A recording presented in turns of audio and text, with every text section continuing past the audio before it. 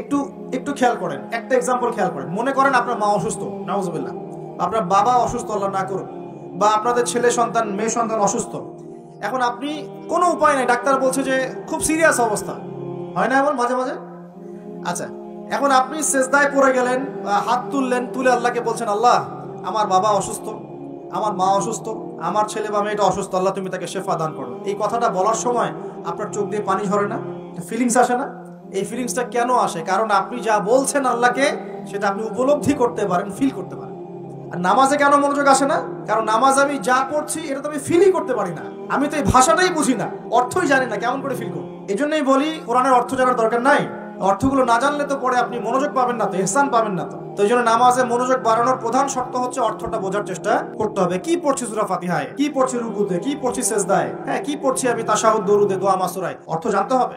এবং সেজদায় বেশি বেশি দোয়া করার চেষ্টা করবেন। নামাজ তাড়াহুড়া 3G 4G 5G তে যাবেন না, রিল্যাক্সে নামাজ পড়ুন, ইতমিনানের সাথে। জীবনে যত নামাজ পড়েছি, নামাজ সবচেয়ে সেরা নামাজ পড়েছি আমি ব্যক্তিগতভাবে বলছি, আমার জীবনে মক্কায় আর মদিনায় নামাজ পড়লে দেখবেন মনে হবে যে আপনি মানে অন্য একটা জগতে চলে গেছেন। মাশাআল্লাহ, এত চমৎকার তিলাওয়াত, এত খুশু খুশু, বিনয়, নম্রতা, রিল্যাক্স, ধীর স্থির ভাবে 2 রাকাত ফজরের নামাজ পড়াচ্ছে, মাশাআল্লাহ 15 মিনিট 20 মিনিট সময় লাগে, এবং তিলাওয়াত হচ্ছে, চোখ দিয়ে পানি না ঝরে যাবেই না। কারণ আপনি ফিল করবেন এই যে মদিনায় আমি দাঁড়িয়ে নামাজ পড়ছি, এখানেই তো কোরআন নাজিল হয়েছে। এই যে মক্কায় নামাজ পড়ছি, এখানেই কোরআন নাজিল হয়েছে, এই আয়াতগুলো এখানেই নাজিল হয়েছে। ফিল করতে হবে। তো এখন নামাজ যারা পড়াই, আমরা ইমাম সাহেব আছি, আমি রিকোয়েস্ট করবো যে নামাজটাকে একটু রিল্যাক্সের সাথে, খুশু খুজুর সাথে পড়াই। আমি জানি মুসল্লিরা এখন খুব ব্যস্ত, ইমাম সাহেব লম্বা করতে চাইলে মুসল্লি এসে ডিস্টার্ব করা শুরু করে নাকি? ইমাম সাহেব আপনার কি কাজ নাই, এত লম্বা করেন কেন? প্রিয় ভাইরা, দুনিয়াতে কেন এসেছি বলেন তো? দুনিয়াতে কেন আসছি আমরা? ওমা খালাকতুল জিন্না ওয়াল ইনসা ইল্লা লিয়াবুদুন, কার ইবাদত করতে আসছি?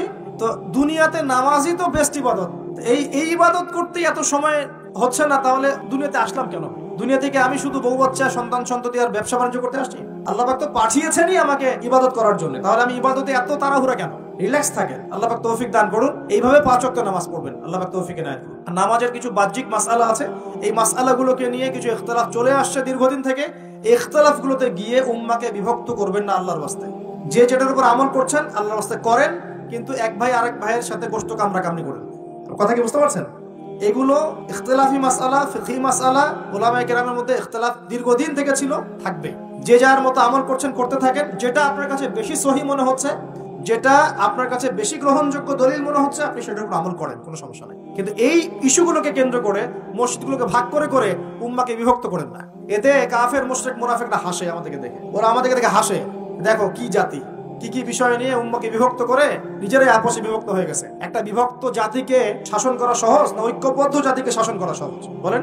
এখন আমরা তো বিভক্ত না ঐক্যবদ্ধ। সুবহানাল্লাহ, কাফের মুশরিকদের মধ্যে যদি 100টার মধ্যে 90টা বিষয়ে দ্বিমত থাকে, একটা বিষয় ঐক্যমত যে মুসলিমদের সাথে, মুসলিমদেরকে ডমিনেট করতে হবে, মুসলিমদেরকে মানে ডিঙ্গিয়ে উপরে যেতে হবে, ওরা একমত, মাশাআল্লাহ ওরা ঐক্যবদ্ধ। আর আমাদের মধ্যে যদি দেখেন আপনি যে 90টা বিষয় আমরা একমত, এই 4টা 5টা 6টা বিষয় আমরা দ্বিমত, ওই কয়েকটা বিষয় যথেষ্ট উম্মাহকে বিভক্ত করে ফেলার জন্য। তাহলে আমরা নিশ্চয়ই দূরদর্শিতা সম্পন্ন জাতি হলাম। আল্লাহ পাক জানি না আমাদের কবে বোধোদয় দিবেন। আর দোয়া করি আল্লাহ পাক এমন প্রজন্ম যেন নিয়ে আসেন যারা স্মার্ট হয়, বিচক্ষণ হয়, উম্মাহকে ঐক্যবদ্ধ করতে পারে। আমি যদি আমাদের দ্বারা না হয়, না হোক, আল্লাহ পাক এমন প্রজন্ম নিয়ে আসুক যে এই প্রজন্ম আল্লাহ রাব্বুল আলামিনের জমিনে উম্মাহকে ঐক্যবদ্ধ করে উম্মাহকে এগিয়ে নিয়ে যাবে ইনশাআল্লাহ। বিশ্বাস করেন, নবী সাল্লাল্লাহু আলাইহি ওয়াসাল্লাম যদি সারা জীবন বলতেন সুবহানাল্লাহ পড়লে এত নেকি হয়, আলহামদুলিল্লাহ পড়লে এত নেকি হয়, আল্লাহু আকবার পড়লে এত নেকি হয়, কোনো সমস্যা হওয়ার কথা ছিল না। নবী সাল্লাল্লাহু আলাইহি ওয়াসাল্লামকে প্রস্তাব দেওয়া হচ্ছে, তুমি যে আল্লাহর ইবাদত করো সেই আল্লাহর ইবাদত আমরা করব, পাশাপাশি আমরা আমাদের লাত উজ্জা মানাতেরও ইবাদত করব। হবে কি? নবী সাল্লাল্লাহু আলাইহি ওয়াসাল্লাম বলছেন, জি না, হবে না। কুলু লা ইলাহা ইল্লাল্লাহ তুফলিহুন, লা ইলাহা ইল্লাল্লাহ বলে সমস্ত বাতিল ইলাহকে অ্যাভয়েড করতে হবে, এলিমিনেট করতে হবে, তারপর হবে মুসলিম। এখন আপনি 5 ওয়াক্ত নামাজও পড়বেন মাশাআল্লাহ, এদিকে সুদও খাবেন, আপনি রমজান মাসে সাওমও রাখবেন মাশাআল্লাহ, আপনি ঘুষও নেবেন, আপনি এদিকে দান সদকাও করবেন, আবার যাকাতও দিবেন না, এদিকে মাশাআল্লাহ আপনি তাহাজ্জুদ পড়বেন, পর্দা মানবেন না, হ্যাঁ, এদিকে আপনি তাসবিহ তাহলিল করছেন, হজ উমরা করছেন বছর বছর, এদিকে দুর্নীতিও করবেন, অন্যের সম্পদ আত্মসাৎও করবেন। এই লা ইলাহা ইল্লাল্লাহ তো আল্লাহর রাসূল শেখান নাই, শিখাইছেন নাকি? উদখুলু ফিস সিলমি কাফা মানে কি? তোমরা পরিপূর্ণরূপে ইসলামে কি করো? প্রবেশ করো। এখন ইসলামে পরিপূর্ণ প্রবেশ মানে কি? নামাজও পড়বেন, সুদও খাবেন, আর এদিকে রোজাও রাখবেন, ঘুষও খাবেন, এদিকে হজ উমরা করবেন, বোনের সম্পত্তি মেরে খাবেন, এগুলো কি লা ইলাহা ইল্লাল্লাহ শিক্ষা? মনে রাখবেন লা ইলাহা ইল্লাল্লাহ এর হকপন্থী ওলামায়ে কেরাম যারা, সোহবতে গিয়ে পড়ে দিন শিখবেন ইনশাআল্লাহ। পারবেন না? এটা চেনার জন্য আপনাকে এত কষ্ট করতে হবে না, এত কষ্টের প্রয়োজন নাই। খালি দেখবেন যে কাদের দাওয়াতে বাধা বিপত্তি নেমে আসে আর কাদের আসে না। এতটুকু চোখ কান খোলা রাখলেই বুঝতে পারবেন ইনশাআল্লাহ আযজা ওয়া জাল। এই জন্য একজন মজলুম বলেছিলেন যে তাকে মৃত্যুর সময় বলা হচ্ছে কালিমা পড়েন। কি পড়েন? কালিমা পড়েন। সে বলছে যে আমাকে কোন কালিমা পড়তে বলছে? যে কালিমা তোমরা পড়ছো সেই কালিমা পড়ার পর তোমাদের রুটি রুজির ব্যবস্থা হচ্ছে, আর আমি যে কালিমাটা পড়েছি এই কালিমার জন্য তুমি এসেছো আমার গলে আজকে ফাঁসির কাষ্ট ঝোলাতে। এই হচ্ছে অবস্থা। প্রিয় ভাইরা, দুনিয়ার জীবনটা চূড়ান্ত নয়। এখানে সফল হতে হলে একটা আয়াতেই যথেষ্ট আপনার জন্য। আজকে রাসূল যা দিয়েছেন নিয়ে নেন, যা দেন নাই ছেড়ে দেন, যা নিষেধ করেছেন ছেড়ে দেন, ব্যাস। আর কিছু করতে হবে না। ঘুমানো থেকে শুরু করেছি আপনার জন্য, আমি একটু গুছিয়ে দিব আপনাকে সারাদিন, তারপর শেষ করে দিব। এবার আপনি ডান পাশে কাত হচ্ছেন, হয়ে বলবেন আল্লাহুম্মা বিইসমিকা আমুতু ওয়া আহইয়া। তার আগে যদি সম্ভব হয় 33 বার সুবহানাল্লাহ, 33 বার আলহামদুলিল্লাহ, 34 বার আল্লাহু আকবার পড়ে আপনি ঘুমিয়ে যাবেন। এখন যদি আপনি 6 ঘন্টা বা 8 ঘন্টা ঘুমিয়ে থাকেন, প্রত্যেক সেকেন্ডে আপনি নেকি পাবেন ইনশাআল্লাহ। কেন নেকি পাবেন? কারণ আপনি আপনার আদর্শ মতো ঘুমান নাই, আপনি রাসূলুল্লাহ সাল্লাল্লাহু আলাইহি ওয়াসাল্লামের আদর্শ মতো ঘুমিয়েছেন, মুহাম্মদুর রাসূলুল্লাহর উপর আমল করেছেন। মুহাম্মদুর রাসূলুল্লাহ মানে কি? প্রতিটা কাজ করতে হবে কার তরিকায়, এটা বোঝেন। লা ইলাহা ইল্লাল্লাহ মানে কি? মানে আল্লাহ ছাড়া আর কিছুই চলবে না। সোজা কথা, আল্লাহ ছাড়া আর কিছুই কি চলবে? কিছু চলবে না। মুহাম্মদুর রাসূলুল্লাহ মানে হচ্ছে প্রতিটা কাজ করতে হবে কার পদ্ধতিতে? মুহাম্মদ সাল্লাল্লাহু আলাইহি ওয়াসাল্লামের তরিকা। বাস, এই এতটুকু যথেষ্ট। এই কালিমা নিয়ে মৃত্যুবরণ করলে পরে ইনশাআল্লাহ একদিন না একদিন আপনি জান্নাতে যাবেন ইনশাআল্লাহ। যদিও আপনি চুরি করেন, যদি আপনার জিনা করেন, যদি আপনি মদ খান, ইনশাআল্লাহ আল্লাহ চাইলে সেই গুনাহ মাফ করে দিবেন ইনশাআল্লাহ। প্রিয় ভাইরা, এইভাবে নামাজ শেষ করেন। এখন নামাজের পর কি চলে যাবেন? জিকির আজগার আছে, তাসবিহ তাহলিল আছে, কোরআন তেলাওয়াত করতে পারেন। প্রয়োজন হলে বা সম্ভব হলে আপনি ইশরাকের নামাজ পড়তে পারেন। একটা কবুল হজ, একটা কবুল উমরার নেকি পাবেন ইনশাআল্লাহ। এরপরে আপনি প্রয়োজনে চাষতের নামাজ পড়তে পারেন। এখন নাস্তা খাবেন, নাস্তা খাওয়ার সময় কি মন গড়া ভাবে খাবেন নাকি রাসূলের পদ্ধতিতে খাবেন? রাসূলুল্লাহ সাল্লাল্লাহু আলাইহি ওয়াসাল্লামের মতো করে খান। 3 ভাগ খাবেন, 1 ভাগ খাবার, 1 ভাগ পানি, 1 ভাগ ফাঁকা। এবং খাবার আগে বিসমিল্লাহ, শেষে আলহামদুলিল্লাহ। খাওয়াটাও কি হবে তখন? ইবাদত। এভাবে আপনি পড়াশোনা করবেন। এরপরে স্কুলে যাবেন বা কলেজে যাবেন বা বিশ্ববিদ্যালয়ে যাবেন বা আপনার চাকরি ক্ষেত্রে যাবেন, ব্যবসা ক্ষেত্রে যাবেন। বিভিন্ন জন বিভিন্ন জায়গায় চলে যাব আমরা। এখন কি নামাজ তো পড়লাম রাসূলের মতো, তাহাজ্জুদ পড়লাম রাসূলের মতো, ওযু ইস্তেঞ্জা খাবার খেলাম রাসূলের মতো। এখন কি আমি অর্থনৈতিক জীবনে গিয়ে রাসূলের খেলাফ চলবো? আমি কি শিক্ষা ক্ষেত্রে গিয়ে রাসূলের খেলাফ চলবো? আমি কি পরিবারে এসে এখন রাসূলের আদর্শের বিরুদ্ধে চলবো? তাহলে কি আমি পরিপূর্ণ মুসলিম হতে পারবো? তাহলে সমাধান কি? ব্যবসা করতে গিয়েছেন, এখানে ব্যবসার সুন্নত আছে।